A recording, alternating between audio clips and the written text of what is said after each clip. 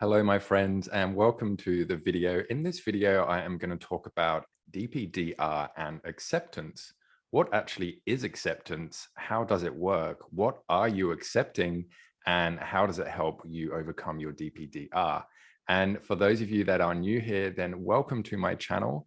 My name is Dan, and I help people overcome DPDR using neuro-coaching processes. If you're watching this, then I'm willing to bet you either have DPDR or you have some of the symptoms that come along with DPDR. And the really awful thing about the symptoms is that they can be really confusing and they can be really scary. And they can make you question things like, why am I having these symptoms? What are they all about? And how am I going to get better? And this is where acceptance comes in. So let's get into what is acceptance and how does it help with your DPDR? DPDR and acceptance. What does accepting it mean? Acceptance means when you have intrusive thoughts or are constantly asking yourself big or deep questions, to accept that's happening rather than fighting them. It doesn't mean to accept that you're going to have DPDR forever or accept that feeling crap is okay and you've just got to get over it. In other words, it's in regard to your intrusive thoughts and questions. Having intrusive or existential thoughts or having those really big and deep, meaningful questions is one of the main symptoms of depersonalization, derealization. And this is sort of exclusively where acceptance comes in. So how does accepting these intrusive thoughts and these questions actually help you?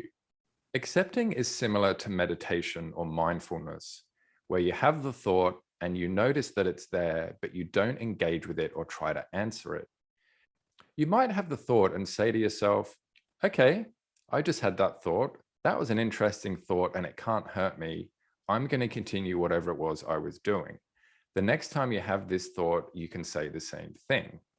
Eventually, you'll start to understand and really feel that these thoughts don't mean anything and that they can't hurt you. When you've practiced this form of mindfulness for long enough, you'll be quite good at it, and the intrusive thoughts will lessen, and this will also lessen your DPDR. I just mentioned about not engaging with these thoughts. So what actually does happen if you start to engage or fight these thoughts? If you engage with these questions, which usually can't be answered, or fight the thoughts by saying things like, I wish I wasn't thinking this. Why am I thinking this? Is this normal? You are seeing them as a threat. If your mind perceives a threat, it will continue the DPDR to keep you safe. Accepting them tells your mind and body that they're not a threat. So the body has no reason to put you in a DPDR state. This will take practice and there will be road bumps, but the more you do it, the better at it you'll get.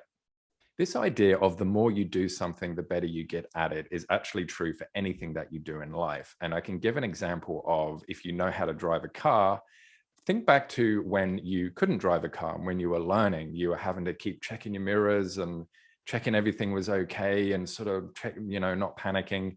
And the more you actually did it, the better you got at it. So now I'm willing to bet that you can probably drive a car, listen to music, drink a drink, eat a banana, do whatever it is, all without even thinking, because you've done it so many times that you're really good at it.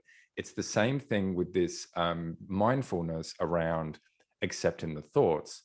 The more you do it, the better you're going to get at it and the easier it is going to be for you to do.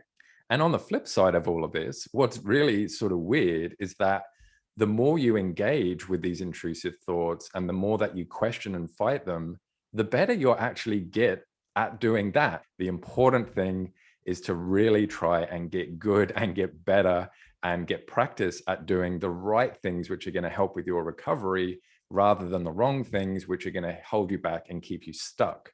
So can accepting actually cure your DPDR? Well, that's a really good question. And there have been instances, actually quite a lot, of people who have just practiced this accepting technique and eventually their symptoms do subside and they feel that they're cured and they're recovered from their DPDR. The only issue with this method is that it's sort of self-directed. So you're sort of learning as you go along. There's no one there to really guide you in this, and you might find a lot of road bumps along the way. Also, it can take quite a long time to do this because it is easier to fall back into your old habits of engaging with them or fighting them because you've done it a lot. That's what you're used to. So we tend to, fall back to our old habits. One of the things which really sucks with acceptance, and I do really hate this happens, is that you can practice acceptance, you can get really good at it, and you can even get to a point where you've gotten your life back and the DPDR and all the symptoms have completely and utterly gone. But then something happens out of the blue, which really triggers you. And that can instantly put you back into your DPDR state. Even though acceptance is really good at overcoming the symptoms of these intrusive thoughts and these big questions, they're not actually getting to the core root issue of why you're having them in the first place. So this is where acceptance in combination with talk therapy is really your best shot at overcoming your DPDR permanently. While you're having the therapy, you can practice acceptance, which is really going to help you with the symptoms while you're continuing with the therapy. And then what the therapy is going to do is going to be able to question all these thoughts that you're having, question why you're having them, and really hold up a bit of a mirror and a flashlight to sort of what's going on in there, which is sort of triggering all these thoughts and things in the first place. Once you do figure that out, and once you start to process that and overcome that and realize it and understand it and accept it and come to peace with it and all the other things which happens in therapy, then you're fixing the issue at the root level, at the core issue. In other words, once you fix the reason why you're having DPDR in the first place, which is usually trauma, which is linked to anxiety, which causes DPDR, then you're smashing it down at the core level. So then it's going to go, the trauma is going to be resolved, the anxiety is going to be resolved, and in turn, the DPDR is going to be resolved. This is why acceptance can take a long time, and it's possible for you to have a relapse, as crappy as that is, because I know how hard you've worked to get to where you are, is because with acceptance, you're only treating the symptoms. And we all know that to treat DPDR and to stop it permanently, you really need to get at the core issues, not at the symptoms.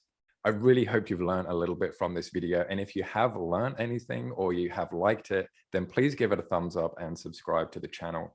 And if you do have any questions or you want to talk about your DPDR or how to overcome it, then please reach out to me. All my contact details are in the description of the video. And until next time, everybody, I will see you all later. Bye-bye.